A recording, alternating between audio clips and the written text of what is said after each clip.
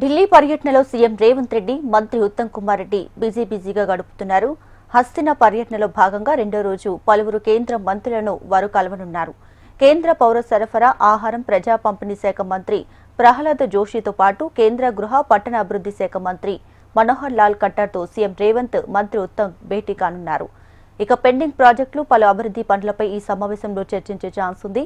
అలాగే మూసీ నది ప్రక్షాళన, metro rail phase 2, triple R, regional ring railway ప్రాజెక్టులకు నిధులు ఇవ్వాలని కేంద్ర మంత్రులను కోరే ఛాన్స్ ఉంది. కేంద్ర మంత్రులతో భేటీ అనంతరం సీఎం రేవంత్ కాంగ్రెస్ అధిష్టానం పెద్దలను కలుస్తారని తెలుస్తుంది. ఎమ్మెల్యే కోట, ఎమ్మెల్సీ అభ్యర్థుల ఎంపికపై కాంగ్రెస్ హైకమాండ్తో సీఎం రేవంత్ చర్చించే ఛాన్స్ ఉంది.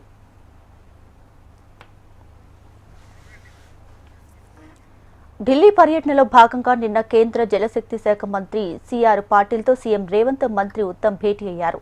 కృష్ణా జలాల్లో తెలంగాణకు అన్యాయం జరుగుతుందని వారు కేంద్ర మంత్రి దృష్టికి తీసుకువెళ్లారు. దీంతో పాటు పలు అంశాలపై చర్చించారు. కృష్ణా జలాల్లో తెలంగాణకు కేటాయింపుల పెంపుపైన చర్చించినట్లు తెలుస్తుంది. పాలమూరు రంగారెడ్డి, సీతారామ ప్రాజెక్టుతో పాటు మరో 5 ప్రాజెక్టులకు నిధులు ఇవ్వాలని కోరారు.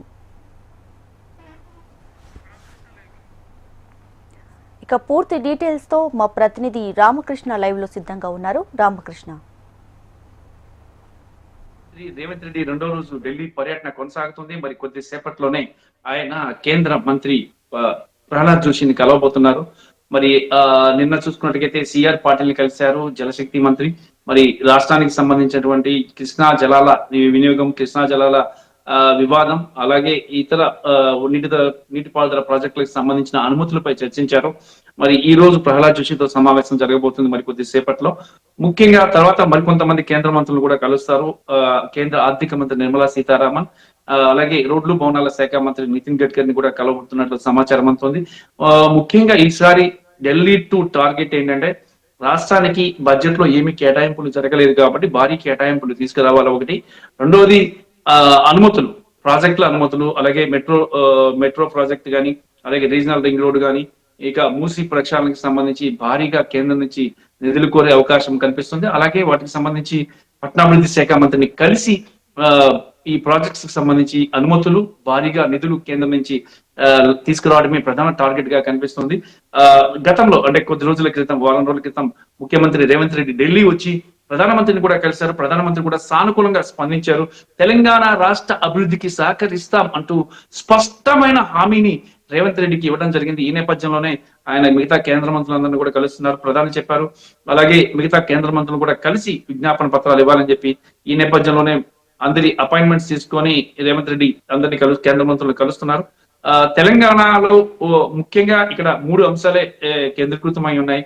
ఆంధ్ర, తెలంగాణల మధ్య ఉన్నటువంటి సమస్యలు, విభజన సమస్యల పరిష్కారం.